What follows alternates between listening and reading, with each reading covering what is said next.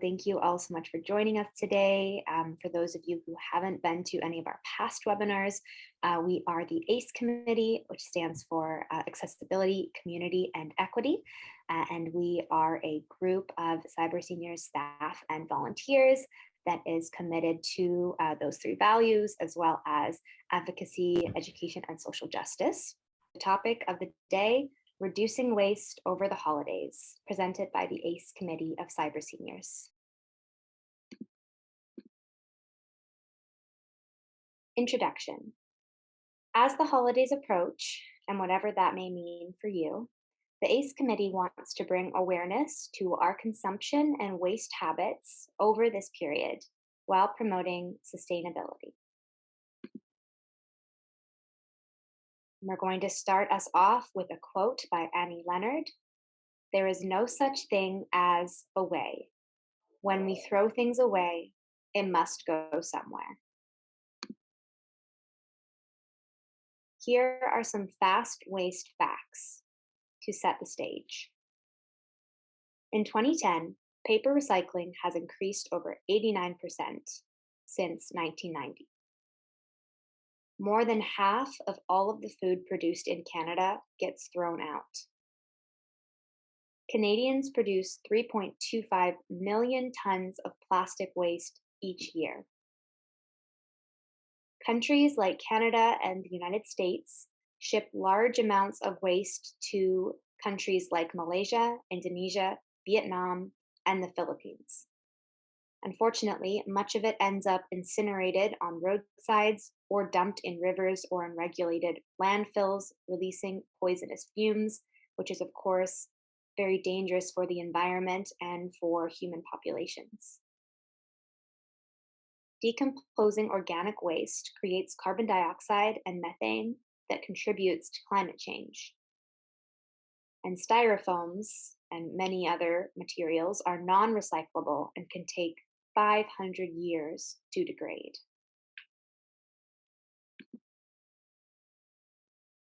E-waste.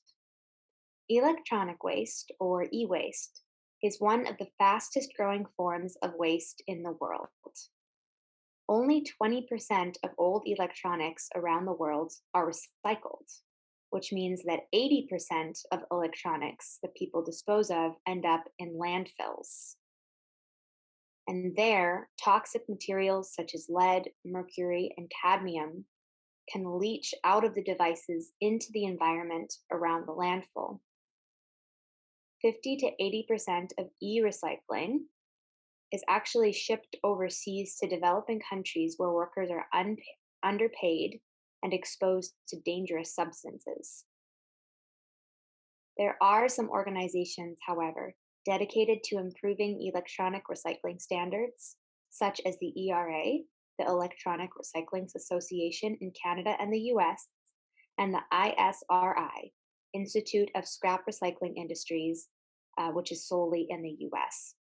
So we would strongly encourage you, if you have to dispose of your electronic devices, that you try to do it in an ethical way and recycle them if possible.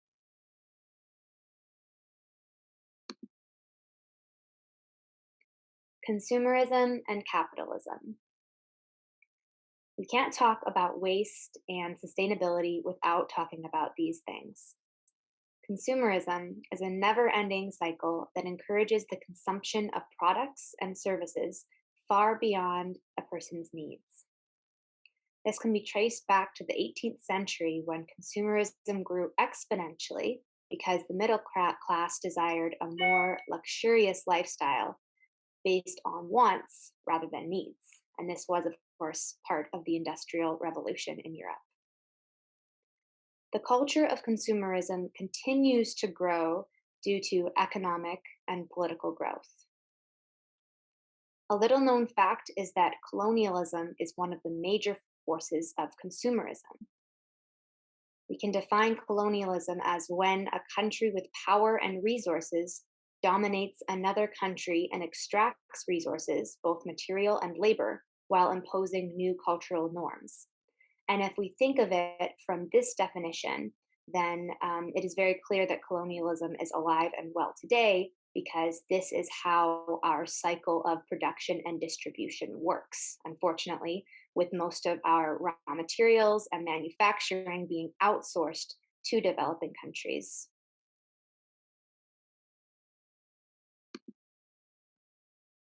We are encouraged as a society to buy more and more and to fill our homes with clutter that serves no true or meaningful purpose. And then the dark side of this is to then dispose of what we don't want anymore. And we have to think about where it goes when we get rid of it. Fast fashion is a prime example of this.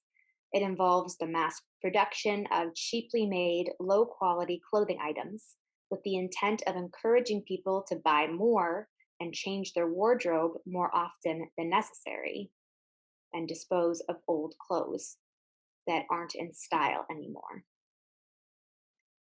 Fast fashion industry often employs garment workers in developing countries, as we mentioned before, where labor laws are less strict and pay is much lower.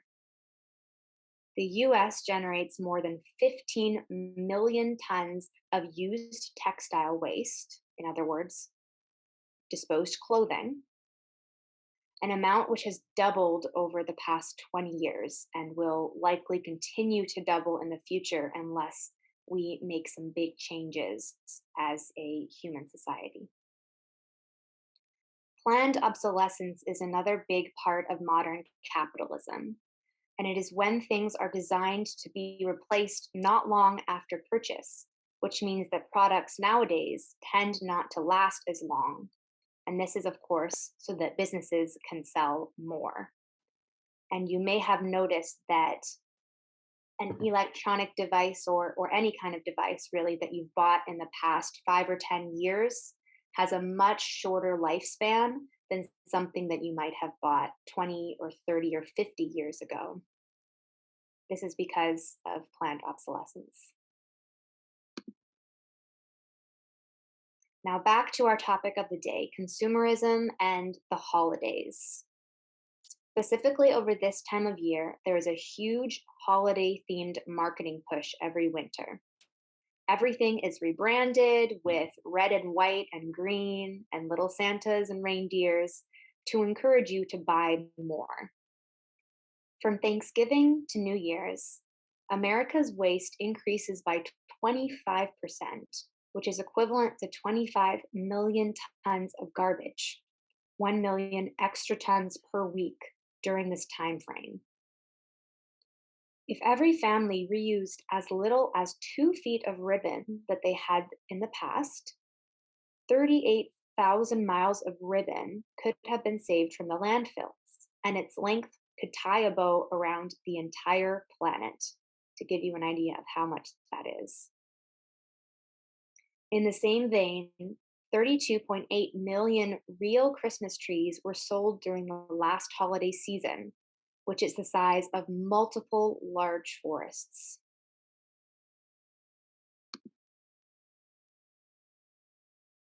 Let us go on to the benefits and consequences of consumerism. The benefits you have probably heard many times by politicians and business people. It fuels economic growth and presents a sense of creativity and a uniqueness, which of course includes freedom of expression, individuality, and the wide variety of choice that North America and the West in general is really known for. On the other hand, the consequences of consumerism are the detrimental environmental implications that we are seeing now more than ever with the increase of climate change and climate disasters. It encourages materialism and often superficialism. It can create greater societal and national debt. It also, uh, there's evidence that it is correlated with mental health struggles and creates a bigger divide between the rich and the poor citizens of a country, as well as between rich and poor countries that are continually exploited. 59% of the world's resources are used by only the wealthiest 10% of the world's population, whereas the poorest 10% of people only account for 0.5% of the world's resources. This kind of gives you an idea of the massive divide and the inequity that we face as a human species. So, what is sustainability? It was mentioned briefly in the video. Sustainability is the concept of meeting societal needs without having to environmentally compromise the future. It includes consciously avoiding the depletion of our non renewable and limited supply natural resources and aims for a balance between consumption and replenishing of resources. It acknowledges the fact that we really need to care for the planet because if we just keep taking from it, eventually we're not going to have anything left and we are going to be left with nothing. So, we've talked about the idea of sustainability. We've talked about a lot of the negative impacts of consumerism, especially over the holidays.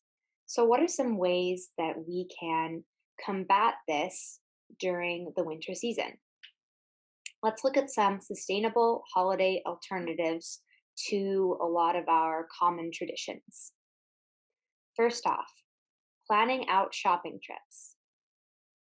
As mentioned, most stores try to sell as much as they possibly can around the holidays when they know people are going into a shopping frenzy. And because of this, people often end up buying more than what they actually need or even want. To avoid making impulse purchases that will likely go to waste and cost you extra money, it can be helpful to make a list before you go shopping. You can plan for everything you will need beforehand and make sure the items that you purchase will go to good use and will not be wasted. Holiday lights. Holiday lights and Christmas lights are a great way to light up the neighborhood and your house and room and apartment during the winter. However, some holiday lights are not very efficient and do not last very long. If you already have a set of lights, then continue to use them until they no longer work to avoid purchasing new unnecessary items. Even if you think that you should replace your inefficient lights with new efficient lights, buying something new that you don't need yet because your other ones are still working is actually kind of counterproductive. However, if you do need to buy new lights, then try buying LED lights for a more efficient option. You can also try the special kind of solar powered lights that charge during the day, then automatically turn on at night to use a renewable energy source.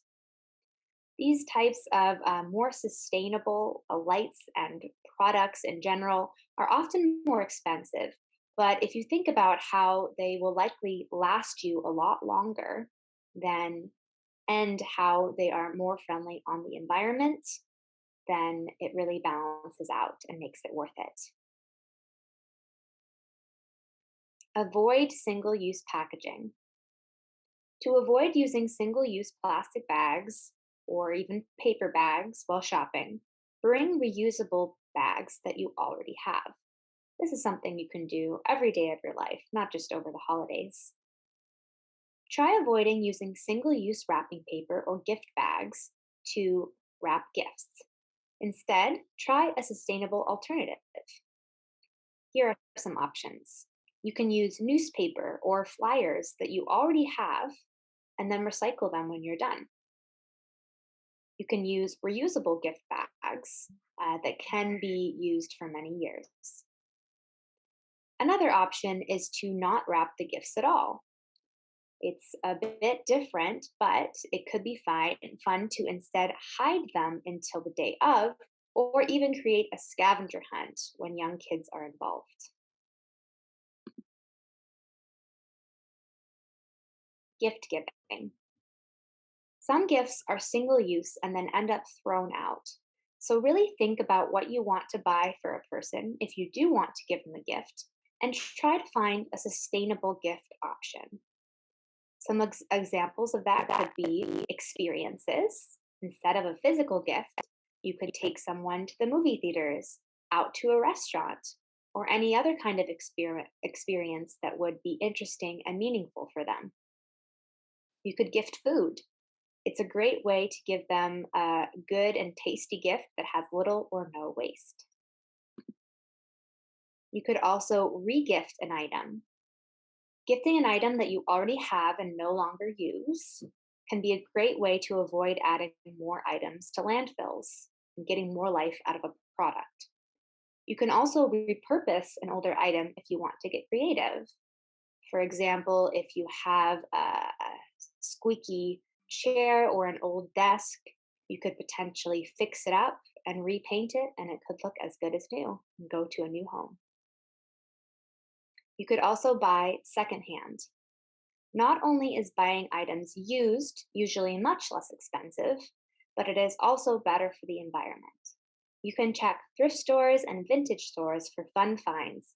And of course, there are many secondhand selling websites and platforms you can use, such as Craigslist, Kijiji, and Facebook Marketplace. Christmas trees.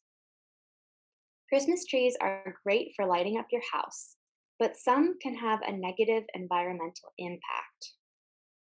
Buying a real tree from a small, ethically sourced local farm is often the most sustainable option, which can surprise some people. This is because shopping local will reduce emissions from transportation.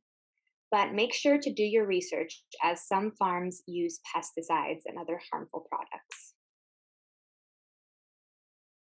Although a fake reusable tree may seem like a more sustainable option, it often ends up being more wasteful due to the production and plastics used to make these trees.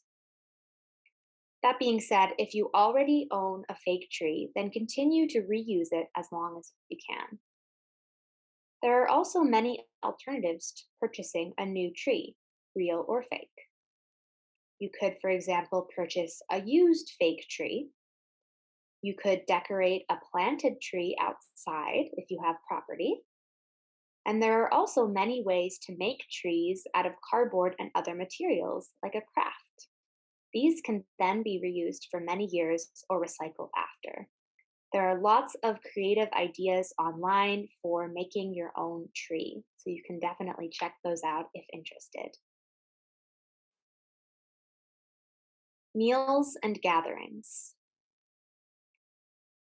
Now that COVID restrictions have lessened, you may be making plans to get together with others, which is and can be a wonderful thing. There are some things we can do to try to make our gatherings more sustainable, such as turning down the thermostat when having people over to save energy. You may find that having people there will already help heat your house. You can use reusable dishes rather than single use ones. Even though it's a bit more work to clean up after, it creates much less waste, and hopefully everyone you invite will pitch in.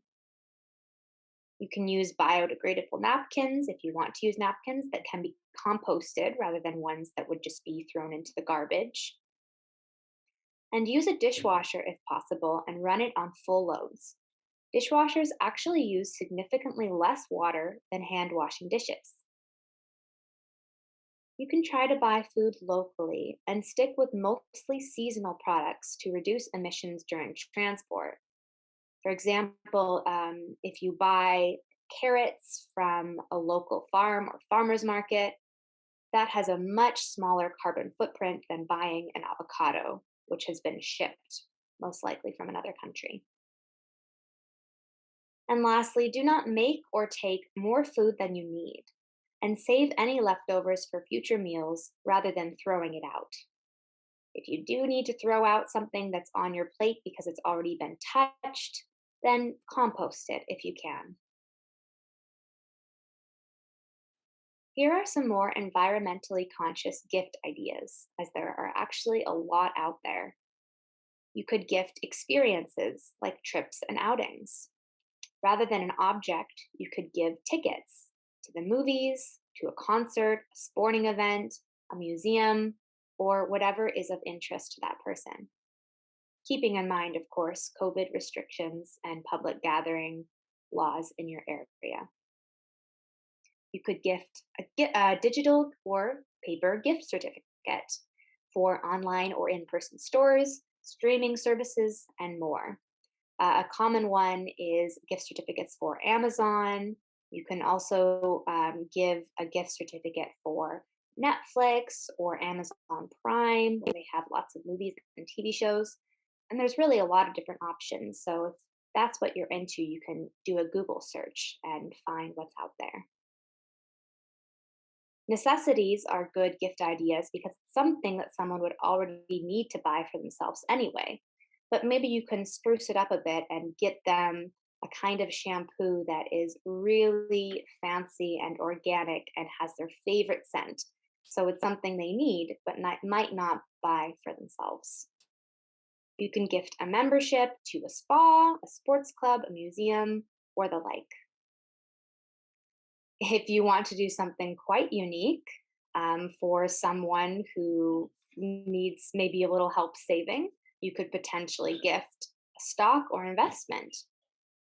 And another one that I like quite a bit is donating to a charity in someone else's name as a gift. So you can find a charity or a cause that is important to them and make a donation in their name. And of course, there's the option of making a present yourself. Not only are homemade presents environmentally conscious, but they are also usually more sentimental and meaningful than store bought presents. Some examples of a homemade present could be a picture frame with a memorable photo of you and the person, a piece of art that you made, which can be anything from painting, poem, ornament, article of clothing like mittens or scarves, or anything else you would want to make. You can also make coupons for favors.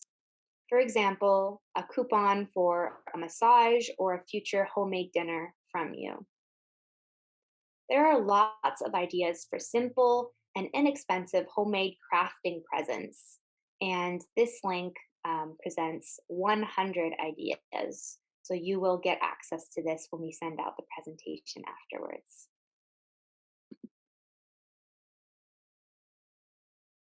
You can also support small local businesses when you do your holiday shopping. Buying from local independent businesses helps support your community and is kinder to the planet. There are large shipping, packaging, and carbon dioxide emissions when you have something delivered to you or when you buy something produced in another country. Fair trade businesses provide fair wages and treatment to producer partners, either locally or internationally. So you can also look out for that fair trade logo if that's important to you. In addition, you could choose to put your purchasing power towards something that you care about and buy from Black or queer owned small businesses to show your support for social justice causes and minority groups. Good on You is an online directory that reviews and rates the sustainability and ethics of different businesses. They also have recommendations for sustainable alternatives to your favorite brands. And we are going to get into that a little more in just a moment.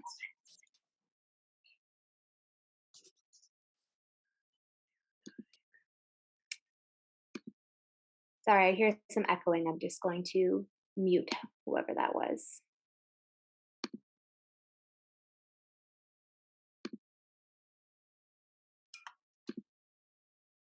A reminder to please keep yourselves muted throughout the presentation. You'll have the chance to unmute yourself at the end to ask any questions or to contribute to the conversation. All right, moving on.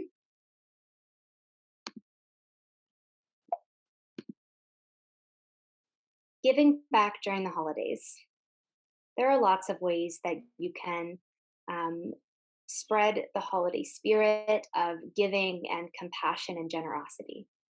Some of these include donating to local food banks or organizing a food drive, volunteering at a soup kitchen or shelter and serving a holiday meal, going through your belongings and considering whether you have items in good condition that could go to families in need rather than being thrown away, donating blood, organizing or contributing to a toy drive, writing holiday cards to seniors, soldiers, or other people in need, sponsoring a family or child in a developing country.